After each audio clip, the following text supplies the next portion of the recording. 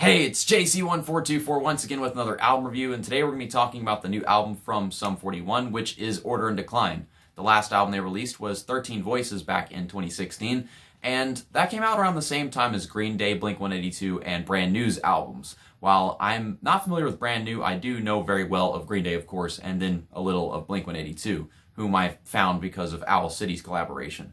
But these guys, they're not exactly pop punk at all anymore. They weren't really being pop punk with their last album. They were being very punky with a little metal-esque stuff in there, but their lead single was like a pop rock song, and it wouldn't even sound anything like whatever's on this album at all.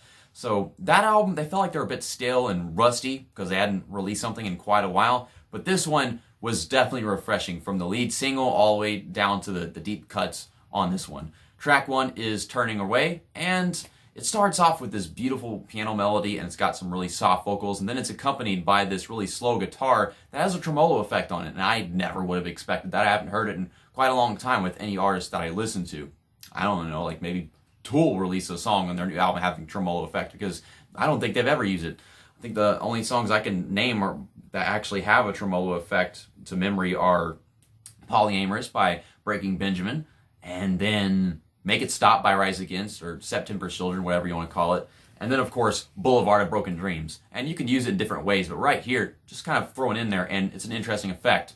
So as the song goes on, it kind of has the drums rolling, and then the vocals get louder, and then that chorus crashes in, and it's just this cut time, bunch of energy, really loud, and it's just fantastic. This song is very similar to Out for Blood, the lead single for the album, in the sense that just the chord progression and the way it gets from point A to point B. But this one doesn't have like freaking 3 choruses or whatever. I think it has 1, and then it goes into this amazing solo. It's not amazing as the one for Out for Blood. This one is like discount Out for Blood. I'm probably the only person who's actually said that, but that's how I feel about this song. And it's still a great one of my favorites on the entire album. And then that chorus comes back in, and it has a one hard-hitting killer ending. I think the ending here is actually better than what Out for Blood does, because I just love the way that guitar is just it's awesome. My weird vocal stuff that it can't even represent how awesome it is. And meanwhile, this song, Derek Wembley is kind of singing about like how he's just walking out of the relationship. He's taking the high road out and whatever. He's just had it up to here. And yeah, he's just handling the fact that the divorce happened very well. So good on you, man. I can see where you're coming from on this song. I'm turning away because I feel like I can't go on while we're living in this lie. Track 2 is that lead single, Out for Blood, and the riffage on this song is just the best on the entire album, so I have to give them credit on that one. Meanwhile, the drums fill and hit all the right spots to make it really have that punk feeling that they're well known for. It has that inspiration to it, but the lyrics aren't necessarily as strong as the rebellious message that they're trying to send. But melodically, the vocals, the subtle piano keys, the guitar solo, and the bass, they all sing together in harmony and give it their 100%.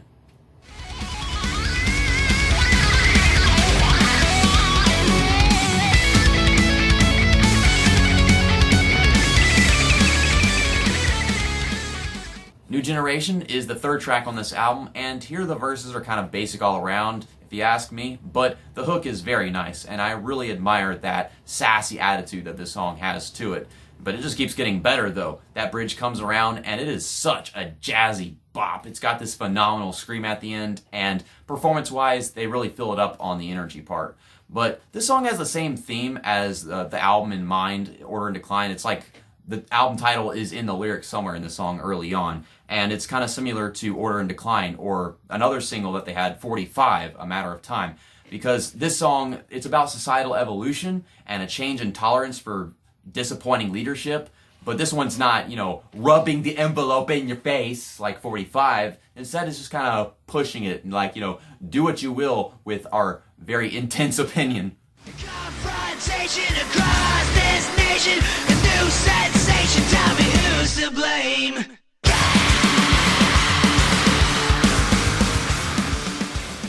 Song number 4 is A Death in the Family, and this was the 2nd single, came out like maybe a week or 2 after Out for Blood did, and yet again, the guitar and drums, they pair up to create that powerful punk metal combo.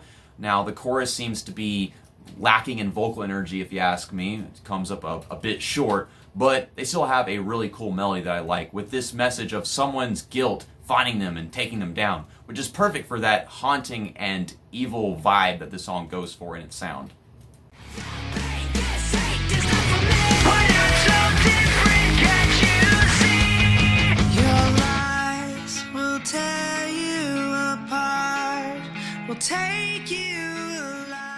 Heads Will Roll is track 5, a southern twang hard rock track that is damn good at first. The chorus is repetitive and gets a bit old after a while. Now, I don't mind it, but the only real meaning to this song is, "Don't test me, boy." The riff and chords are simple, and the drums really spice it up, which does more for this song than anything else here. The outro is decent, but even that fades out and doesn't amount up to anything. You've got me thrown, this time's no mystery. Leave well alone and just please let me be. The 6th track is 45, A Matter of Time, and this was like the 4th single from a 10-track album. Oh my goodness. No song in this album takes a more direct approach than this one, and for that reason, this song is hella preachy.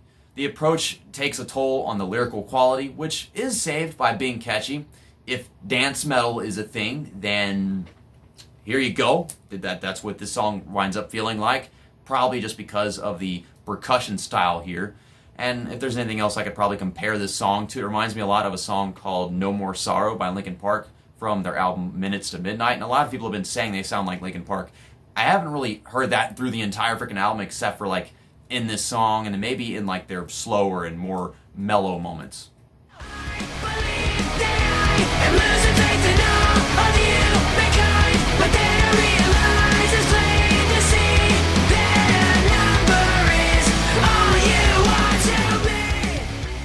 Song number 7 is Never There. I think this was like the 3rd single, came out just before 45, but on the album it comes right after it.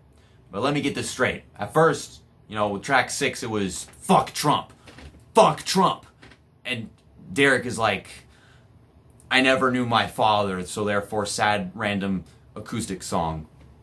How did we get from point A to point B? There was just no transition whatsoever. We were just really intense and then really sad music.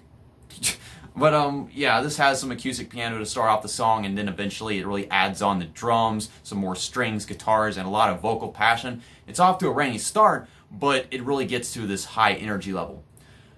Now, I love this song in itself. It's pretty damn good. But what just happened? I've let you go. I don't need you by my side. I think by now I'm doing fine myself. The final 3 songs in this album all kind of suck. Just a little, but this one specifically the most. This is my least favorite song on the album. Track 8, Eat You Alive, which is a shitty carbon copy of A Death in the Family. And that song was pretty damn good if you ask me. Some people say that's their favorite song on the album. This one, it's slow, bland, and short. It has the same freaking meaning, your guilt killing you and finding you in the end, something like that. I do find this goofy guitar after like the first half of the song a little appealing, but that's about it. So can you tell me what you got inside? Well, is it all those fears that you hide? On track 9, The People Versus, the guitar is thrashier and more classic than it is on any other song on this album. It's got a western feel to it and describes someone who has a bad feeling about a person just based on past experiences. And not even with that person in particular, but that is a very original songwriting purpose, so I can give them that. This is another one of those songs in this album where the percussion stands out above everything else, and much like other songs at the same time, it really is just another fast punk jam though.